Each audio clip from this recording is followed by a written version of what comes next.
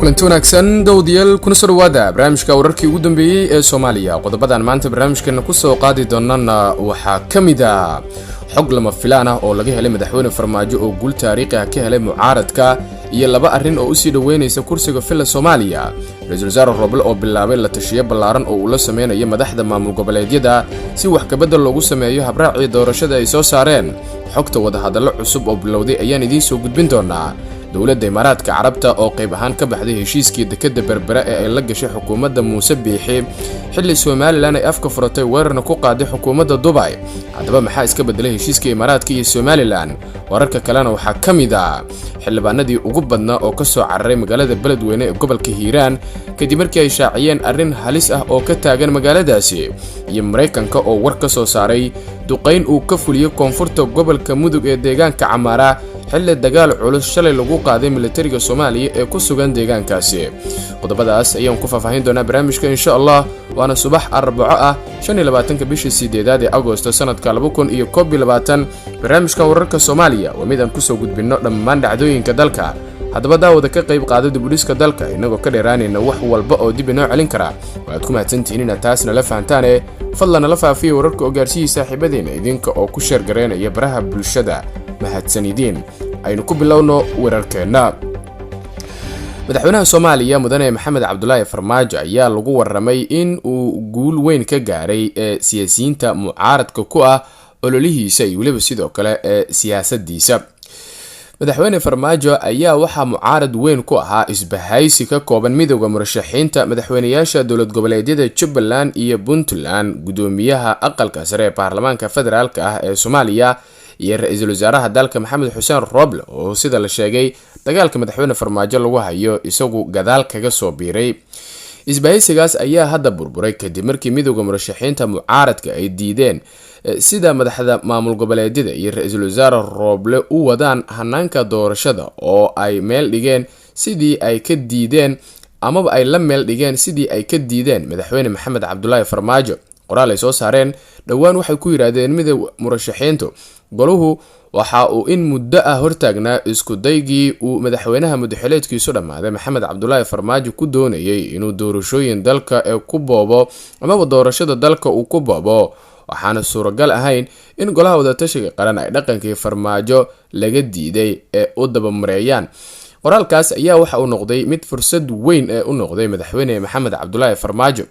haddaba arrimaha uu markaasi madaxweyne Farmaajo kaga guuleystay siyaasiyiintii mucaaradka ku ahaa isla markaana kursiga filla Soomaaliya u sii dhaweynaya oo laba aynu ku soo koobnay. waxa ugu horeeya isbahaysiga burburay. burburka isbahaysiga badbaado qaran ayaa soo bilowday markii xubnaha ay daayeen amaba ay dayaceen gudoomiye Cabdi Xaashi oo xubin ka ahaa kaasi oo hogaanka guddiga doorashada gobolada waqooyi uu kala wareegay ra'iisul wasaare ku-xigeenka dalka Mahdi Maxamed Guuleed oo si toos ugu xiran filla Soomaaliya. sida loola dhaqmay Cabdi Xaashi waxay ahayd wax aan laga filayn isbahaysiga, balse madaxweyne Farmaajo tustay in uu isbahaysiga ka dabacsan yahay sidii la mooday. waxa uu markaasi isku hayana aysan ahayn mabaadi balse ay yihiin dana siyaasadeed. xargihii haray ee isku hayay isbahaysiga ayaa sii furmay kadib markii doorashada aqalka sare ay bilaabatay. xilligaas Axmed Madoobe Siciidan Qorqori lafta gareen ay doorashadii u bedeleen magacaabistaasi oo murashaxiinta ka careysiisay, inkastoo si rasmi ah aysan u qaadicin doorashooyinkaas balse ay soo dhaweeyeen. murashaxiinta ayaa garowsadeen Axmed Madoobe iyo Siciidani oo ayaguna garab la ahaa isla markaana dagaalka Farmaajo kula jiray ay iyaguna ka baxeen kadib markii ay soo magacaabi waayeen xubno ay markaasi mucaaradku u arki lahaayeen in ay yihiin kuwa iyaga taageersan. isbahaysiga ayaa ugu dambeyn markaasi burbur ku dhow kadib markii axadii golaha wadatashiga qaran ay soo saareen habraaca doorashada oo mucaaradku ay ku qeexeen mid dusha sare magac doorasho ka sita laakiin gudihiisa uu magacaabis yahay. burburka isbahaysiga waxa uu madaxweyne Farmaajo uga dhigan yahay in hadda iyo kadib aanu wajihi doonin loolan adag oo ka hor yimaada inta lagu guda jiro doorashada xildhibaanada golaha shacabka oo habraaca loo marayo, sidoo kale uu u danaynayo madaxweyne Farmaajo. arinta labaad waa habraaca doorashada. habraaca doorashada waxa uu awood badan u siiyay madaxda maamul goboleedyada soo xulista ergooyinka dooranaya xildhibaanada oo ah qodobka ugu weyn ee la isku hayo ee mucaaradka ay diidan yihiin. hase ahaatee markaad si kale u eegto madaxweyne farmaajo wax dhibaataa kuma qabo habraacan, waxaana suurtagal ah in uuba si gaar ah isaga faa'iido u yahay. si kastaba ha ahaatee arrintan ayaa waxa ay guuldarro weyn u tahay siyaasiyiinta mucaaradka ah. waa hagaag dhinaca kale haddii aynu fiirino waxaa faahfaahin laga bixiyey waxa keeni kara diidmada midowga murashaxiinta. agaasimo ku-xigeenka machadka Heritage ninka la yiraahdo Mursal Maxamuud waxa uu sheegay in heshiiskii ay madaxda golaha wadatashiga qaran ku gaareen habraac cusub ee doorashada uu yahay mid markaasi ay kasoo horjeesteen mucaaradka. waxa uu sheegay Mursal in doorashada haddii la isku qabsado ay dhici karto in natiijada doorashada aan lagu wada qancin, taasi oo luminaysa kalsoonidii shacabka Soomaaliyeed. waxa uu sheegay inay muhiim tahay in mar walba loo turo dalka, isagoona carabka ku adkeeyay in xilligan aan loo baahnayn wax ka bedel, taasi oo uu sheegay inay diidan yihiin mucaaradka sida uu tilmaamay. dhinaca kale waxa uu sheegay in cawaaqib xumo ka dhalan karto in la bedelo wixii lagu heshiiyey kadib markii ay madaxda golaha wadatashiga qaran soo saareen habraaca doorashada oo awood badan u siinaya. ugu dambeyntiina waxa uu sheegay in waxa la isku hayo uu yahay wixii heshiiska lagu ahaa oo wax cusub la keenay, taasi oo meesha ka saaraysa heshiiskii hore ee doorashada ee markaasi wadar ogolka ahayd. waaga qaybaha hore ee barnaamijka wararkii ugu dambeeyay ee Soomaaliya ayaad la socotaan. imikana ra-iisul wasaaraha Soomaaliya mudane Maxamed Xuseen Roble ayaa la sheegay in uu la tashiyo la sameynayo imika madaxda maamul goboleedyada. waxaa la sheegay in wadahadallo cusub ay bilowdeen maadaama laga hor yimid habraaci ay soo saareen golaha wadatashiga qaran axad aynu kasoo gudubnay.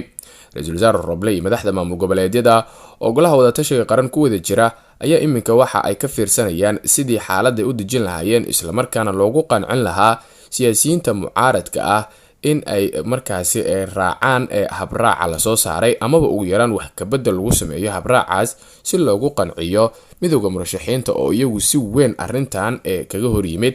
waxaase la filayaa in ay mar kale isku yimaadaan madaxda golaha wadatashiga qaran. barnaamijka wararkii ugu dambeeyay ee Soomaaliya ayaad la socotaan, qaybihiisa dambe ayaynu markaan ku sii siqaynaa. dowladda Imaaraadka Carabta ayaa la sheegay in qayb ahaan ay ka baxday heshiis ay kula jirtay Somaliland. Imaaraadka Carabta waxaa la sheegay inay fulin weyday qodob ka mid ahaa heshiiskii dekada Berbera ee ay kal hore kala saxiixdeen xukuumadda Somaliland, sida uu shaaciyay maareeyaha hay'adda duulista iyo maamulka madaarada Somaliland. maareeye Cumar Sayid ayaa golaha wakiilada Somaliland ka hor sheegay in heshiiskii madaarka Berbera ay la galeen dowladda Imaaraadka uu dhigayay inay madaarka Berbera ka dhigtaan saldhig ayna sameeyaan madaar kale oo duulimaadyada diyaaradaha ee rayidka ah, kaasi oo aan fulin. waxa uu sheegay in dowladda Imaaraadka Carabta aysan sameyn madaarkii ay kula heshiiyeen kadib markii xukuumadda Somaliland ku wargelisay in uu ku batay dhaqaalihii dekada iyo kii wadada Berbera. maareeyaha ayaa sidoo kale sheegay in qodobkaas ka fuli waayay heshiiskii madaarka Berbera ay heshiis ka gaareen Imaaraadka iyo Somaliland, isla markaana isla qaatay in madaarka uu noqdo saldhig ciidan iyo mid rayid. si kastaba ha ahaatee Imaaraadka ayaa xiriir wanaagsan la leh xukuumadda Somaliland, iyada oo shirkadda DP World ay si buuxda gacanta ugu hayso dekada Berbera oo Somaliland waxayd il dhaqaale oo muhiim ah. haatan haddii aynu eegno waxaa la xaqiijiyay in xildhibaano ka tirsan golaha shacabka waqtigoodu dhamaaday ay kasoo carareen magaalada Beledweyne. wararkaynu helayna ayaa waxay sheegayaan in Muqdisho ay soo gaareen xildhibaan Cabdirasaaq Cumar Maxamed iyo xildhibaan Cabdirasaaq Axmed Maxamed Jindi kadib markii ay ku sugnaan waayeen magaalada Beledweyne oo xaalad adag gashay. xildhibaanadan kasoo laabtay magaalada Beledweyne isla markaana kusoo laabtay Muqdisho ayaa waxay qayb ka ahaayeen siyaasiyiin reer Hiiraan oo Beledweyne u tagay inay halkaasi geeyaan madaxweynaha Hirshabelle Cali Guudlaawe, balse magaalada ay gashay xaalad cakiran. labadan xildhibaan waxay sheegeen in Beledweyne ay kusoo arkeen bulsho dhan oo isugu jirta haween iyo caruur iyo ciroole oo dhammaantood diidan maamulku hogaamiyay madaxweyne Cali Guudlaawe. sidaa daraadeed ay Muqdisho ugu soo laabteen in ay ka fikiraan xaalad kale oo ay ku hagaajin karaan amaba ay ku hagaagi karto Hirshabelle. xaaladda Beledweyne imika way degan tahay kadib qalalaaso habeen markaasi kii axadda ka dhacay xarumaha ugu muhiimsan ee magaaladaasi. arrintaas ayaa waxay ka dhalatay kadib markii la isku dayay in Cali Guudlaawe madaxweynaha Hirshabelle la geeyay magaalada Beledweyne oo dadka reer Beledweyne ay si aad ah iyagu u diidan yihiin. ugu dambeyntiina taliska ciidamada Mareykanka ee Afrika ayaa ka hadlay duqeyn ay ciidamada Mareykanka ka geysteen deegaanka Camaare ee gobolka Mudug. Qoraal ka soo baxay Africom ayaa lagu sheegay in ciidamada Mareykanka oo kaashanaya kuwa dowladda Soomaaliya ay si wadajir ah weerar ee markaas isdifaacida uga fuliyeen Camaare gobolka Mudug. isagoo kaashanaya dowladda federaalka Soomaaliya, taliska Mareykanka ee Africom ayaa qaaday weerar isdifaac ah oo wadajir ah oo ka dhan ah dagaalamayaasha Al-Shabaab ee dagaalka kula jira saaxiibada Soomaaliya agagaarka Camaara Soomaaliya. taariikhdu markay ahayd 24 Agost ayaa lagu yiri qoraalka ka soo baxay taliska Africom ayaa lagu sheegay in duqeyn ay geysteen amaba ay ka geysteen Camaara, balse ay qiimeynayaan waxyeelada ay gaarsiiyeen dagaalamayaasha Al-Shabaab, balse ay og yihiin in aysan dad rayid ah wax ku noqonin. ugu dambeyntii taliska ciidamada Afrika ee Africom Mareykanka markaasi ayaa waxa uu xusay inay sii wadi doonaan la dagaalanka ay ugu jiraan ee kooxda Shabaab. duqeyntaas ayaa waxay ku soo aadaysaa iyadoo shalayto ee deegaanka Camaara weerar culus ee Al-Shabaab ay ku soo qaadeen ee militariga halkaas ku sugnaa, iyadoo khasaare la gaarsiiyay militariga ee Soomaaliya. qodobkaas ayaa ugu dambeeyay warkeena tan iyo warkaan war lamid ah. inta aynu dib ugu kulmi doono waxaan idinkaga tegaynaa sidaas iyo nabadgelyo.